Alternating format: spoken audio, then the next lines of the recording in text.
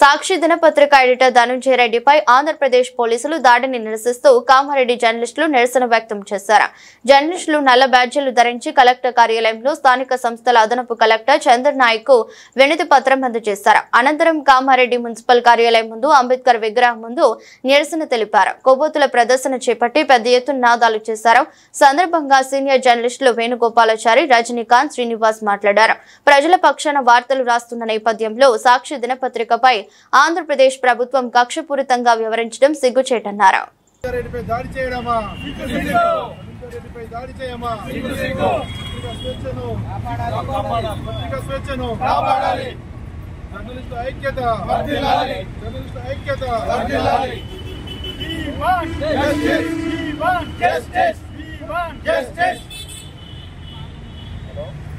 ప్రజల కోసం పోరాటం చేస్తున్న పత్రికా విలేకరుల మీద మన ధనంజయ రెడ్డి మీద దాడి చేయడం, ఇంటిపై పోలీసులు అక్రమంగా ఇంట్లోకి ప్రవేశించి నిర్బంధించడం, ఆయనని ప్రజాస్వామ్యంలో చట్టాలు ఉన్నప్పటికీ అవన్నీ నీరుగార్చి లోపలికి నిర్బంధంగా వెళ్ళి ఆయనని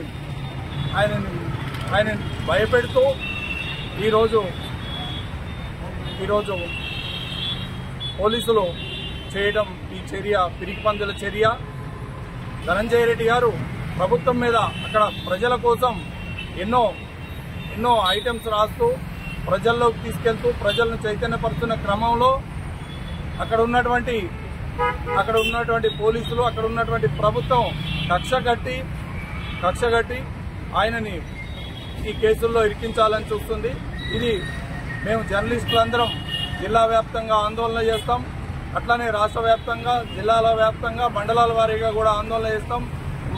ఏ జర్నలిస్టులకి ఇటువంటి ప్రజాస్వామ్యంలో ప్రజల కోసం రాస్తున్న, హక్కుల కోసం రాస్తున్నటువంటి వ్యక్తులపై దాడి చేస్తే మండలాల వారీగా ఆందోళన చేస్తాం.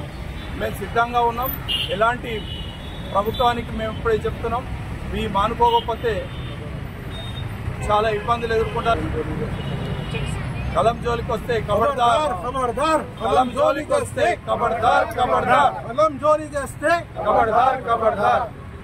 ఆవాజ్ దో అమేరికా, ఆవాజ్ దో అమేరికా. ఆంధ్రప్రదేశ్లో ఉన్న కూటమి ప్రభుత్వం సాక్షి పత్రిక రాస్తున్న వార్తలను జీర్ణించుకోలేక సాక్షి ఎడిటర్ ధనంజయ రెడ్డి ఇంటి మీద ఏదైతే పోలీసుల చేత జరిపించిన దాడి ఉందో ఇది ప్రజాస్వామ్యానికి, పత్రికా స్వేచ్ఛకు గొడ్డలు పెట్టలాంటిది. ఇతర కేసులు బనాయిస్తూ అణచివేయడానికి ప్రయత్నిస్తుంది. ఈ కేసులకు సాక్షి కానీ జర్నలిస్టులు కానీ ఎవరు భయపడరు. ఎన్నిటినైనా ఎదుర్కొంటాం. ఈ అక్రమ కేసులను, ఆ వేధింపులను ఆపాలని, దీనికి ప్రజాస్వామికవాదులందరూ అండగా నిలవాలని కోరుతున్నాం.